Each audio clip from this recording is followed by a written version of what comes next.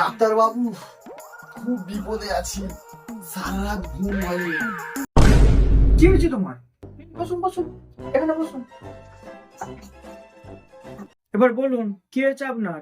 Doctor বাবু, ঘুম এলেই মনে হচ্ছে কেউ আমার কানে ফিস ফিস করে বলছে, এই নাও বিরিয়ানি খেয়ে নাও, বিরিয়ানি।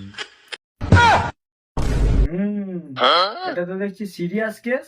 তুমি ঘুম ফুডনোসিস নামক একটা বিরল রোগে ভুগছো। তাই নাকি? এর কি কোনো চিকিৎসা আছে ডাক্তার বাবু?